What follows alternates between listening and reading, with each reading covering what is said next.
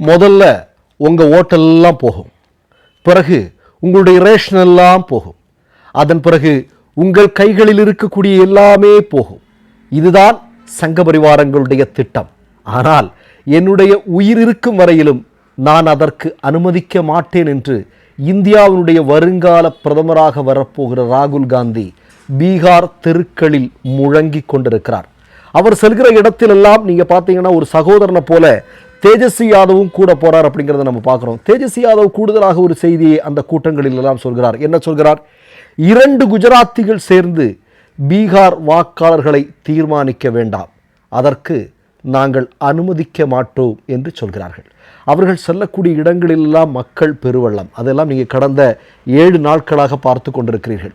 இன்றைக்கு ஒரு செய்தி வந்திருக்கிறது. பீகாரில் ஏறத்தாழ 1600 கிலோமீட்டர் தூரம் ஒரு மிகப்பெரிய மக்கள் விழிப்புணர்வு பிரச்சாரத்தை மேற்கொள்வதற்காக ராகுல் ஒரு பயணத்தை மேற்கொள்கிறார். அதாவது வாக்குகளை திருடி கொண்டிருக்கிறார்கள்.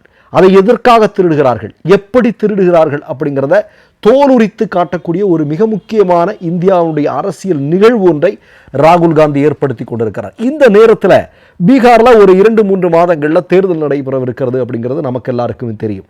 இந்த நேரத்தில் தேர்தல் நடந்தால் என்ன நடக்கும், யாருக்கு வெற்றி என்பது போன்ற சில கணிப்புகள் இன்றைக்கு வெளிவந்திருக்கிறது. அதனுடைய அடிப்படையில் நீங்கள் பார்க்கும்போது இந்த முறை நீங்கள் பார்த்தீங்கன்னா கடந்த பீகார் தேர்தலில் 75 இடங்களில் காங்கிரஸ் கட்சி போட்டியிட்டது. நமக்கெல்லாம் நல்ல ஞாபகத்தில் இருக்குது.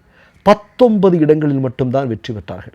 காங்கிரஸ் அவ்வளவு பெரிய இடங்களை இழந்ததன் மூலமாகத்தான் இந்தியா கூட்டணி பீகாரில் ஆட்சியை பிடிக்க முடியவில்லை என்கிற கடுமையான விமர்சனங்கள் அன்றைக்கு காங்கிரஸ் கட்சியின் மீதும் ராகுல் காந்தியின் மீதும் முன்வைக்கப்பட்டது. ஆனால் இந்திய மக்கள் அன்றைக்கும் கவனமாகத்தான் இருந்திருக்கிறார்கள். ஓட்டு போட்டது ராகுல் காந்திக்கு தான், ஓட்டு போட்டது இந்தியா கூட்டணிக்கு தான். ஆனால் வெற்றி பெற்றது மோடியாக இருக்கிறார். அது எப்படி அப்படிங்கிறது தான் ராகுல் இன்றைக்கு வெளிக்கொண்டு வந்திருக்கிறார். இப்போ இந்த நேரத்தில் என்ன முடிவு எடுத்திருக்கிறாங்க அப்படின்னா, காங்கிரஸ் கட்சி 75 இடங்களில் அல்ல, மாறாக 60 இடங்களில் போட்டியிடுவது என்பது.